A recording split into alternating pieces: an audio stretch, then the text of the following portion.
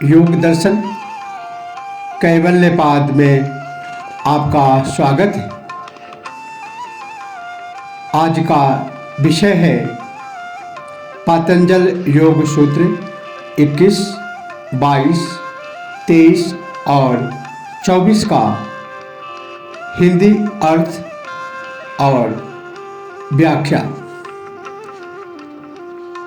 महर्षि पतंजलि योग दर्शन कैवल्यपाद सूत्र 21 में कहते हैं, चेतांतर दृश्ये बोधे बोधे रति प्रसंग स्मृति शंकरश्च।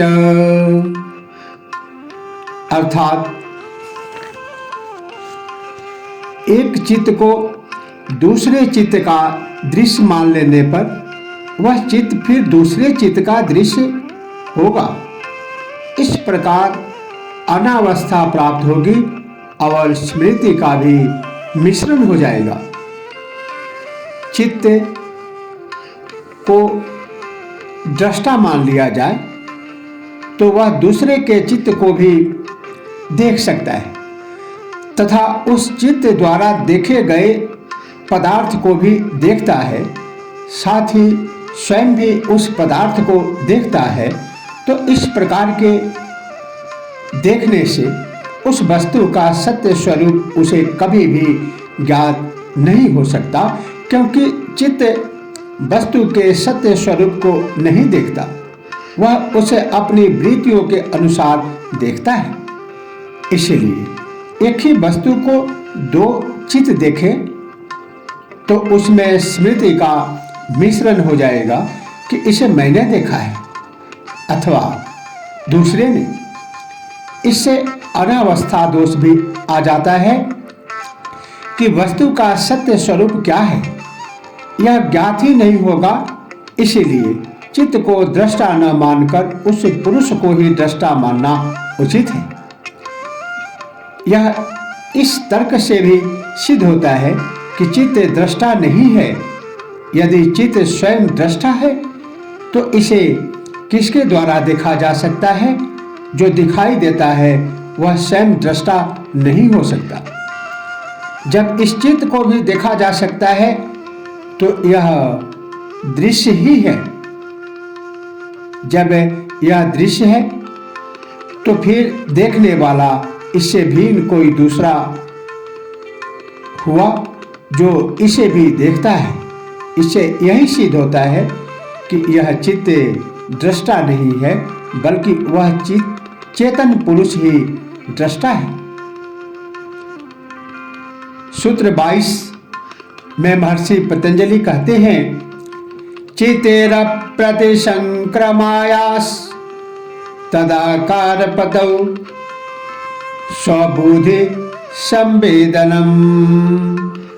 अर्थात यद्यपि चेतन शक्ति आत्म पुरुष क्रिया से रहित और असंग है, तो भी तदाकार हो जाने पर उसे अपनी बुद्धि चित्त का ज्ञान हो जाता है। यह चेतन शक्ति आत्मा यद्यपि क्रिया से रहित असंग निर्विकार तथा अपरिणामी है, वह न करता है न भोगता, केवल दृष्टा मात्र है। किंतु चित्त के साथ तदाकार होने से उसे चित्त सहित उसकी वृत्तियों का ज्ञान होता है, इसलिए उसे कर्ता और भोक्ता कहा जाता है। चित्त के साथ संयुक्त होने से उसे जीवात्मा कहा जाता है तथा इसी के कारण उसे चित्त का ज्ञान होता है, इसलिए उसे ज्ञाता कहा जाता है। सूत्र 23 में महर्षि पतंजलि कहते हैं, दृष्टे दृश्योपरक्तम चेतम सर्वार्थम। अर्थात दृष्टा और दृश्य इन दोनों से रंगा हुआ चित्त सर्व अर्थ वाला हो जाता है। चित्त स्वयं दृश्य है, किंतु वह दृष्टा आत्मा के संयोग से स्वयं अन्य पदार्थों का दृष्टा हो जाता है। यह चित्त दोनों से रंगा हुआ है। यह आत्मा के लिए दृश्य है तो आत्मा के साथ होकर स्वयं अन्य पदार्थों का दृष्टा बन जाता है तथा अपना निजी स्वरूप भी वर्तमान रहता है। इस प्रकार यह सब रूप वाला हो जाता है। इसका स्वयं का स्वरूप 3 गुणों से युक्त सात्विक, क्रियाशील, परिणामी तथा जड़ है। पदार्थ के संपर्क से यह दृष्टा भी बन जाता है, जबकि यह पदार्थ और चेतन से भिन्न है। योगी को समाधि में ही इसकी भिन्नता का अनुभव होता है। जिस प्रकार हम कहते हैं कि हमें पदार्थ आँख से दिखाई देते हैं, वह आँख न रहने पर वे दिखाई नहीं देते। इसी प्रकार भ्रम के कारण इस आँख को दृष्टा नहीं कह सकते, क्योंकि आँख जड़ है। जड़ पदार्थ में देखने की शक्ति नहीं है, इसलिए वह दृष्टा नहीं हो सकता, दृश्य ही हो सकता है। आँख में जो देखने की शक्ति है वह चित्त के कारण है, जो अपनी वृत्तियों के अनुसार पदार्थ को देखता है। किंतु चित्त भी जड़ है, जो आत्मा की ज्योति से ही दृष्टा बन जाता है। जैसे आँख इस चित्त की भी आत्मा अर्थात पुरुष ही देखता है तथा इसका दृष्टापन भी आत्मशक्ति के कारण है। यह माध्यम मात्र है। सूत्र 24 में महर्षि पतंजलि कहते हैं, तदसंख्ये वासनाभि चित्रमपि परार्थम संहत्यकारित्वात्। अर्थात वह चित्त असंख्य वासनाओं से चित्रित होने पर दूसरों के लिए है, क्योंकि वह मिलजुल कर कार्य करने वाला है।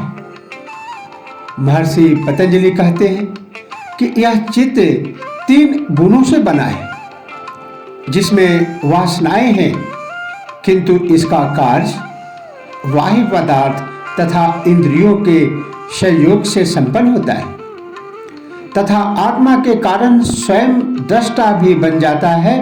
इस प्रकार यह इन सबसे मिलजुल कर कार्य करने वाला है। यह अकेला कुछ भी नहीं कर सकता तथा इसका संपूर्ण कार्य अपने स्वामी पुरुष के लिए ही है, अपने स्वयं के लिए नहीं है।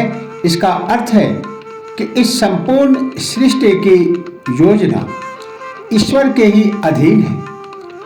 वही इसका संचालन एवं नियंत्रण करने वाला है। इस योजना को पूर्ण करने के लिए उसने प्रकृति का माध्यम बनाया है। अतः इस प्रकृति चित्त का कार्य पदार्थ स्वयं के लिए नहीं है, दूसरे के लिए है। इसे चित्त का कोई स्वतंत्र अस्तित्व नहीं है, न यह स्वतंत्र रूप से अपनी इच्छा अनुसार कोई कार्य कर सकता है। यदि यह स्वतंत्र होकर कार्य करने लगे तो सबके चित्त भिन्न भिन्न होने से उनके कार्य भी भिन्न भिन्न हो जाएंगे, जिससे सृष्टि में कोई व्यवस्था व अनुशासन, नियम, संयम कुछ भी नहीं रह सकता। किंतु सृष्टि में इतनी सुव्यवस्था है जिसका एकमात्र कारण यह सृष्टि ईश्वराधीन है। वह ईश्वर की ही योजना व नियमों के अनुसार चल रही है, जिसका उल्लंघन कोई भी नहीं कर सकता। यह चित्त भी उसी के नियंत्रण व अनुशासन में उसी की मर्यादा का पालन करते हुए उतना ही कार्य करता है जितना उसे सौंपा गया है।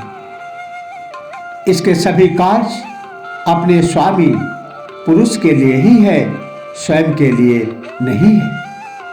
आज इतना ही। शेष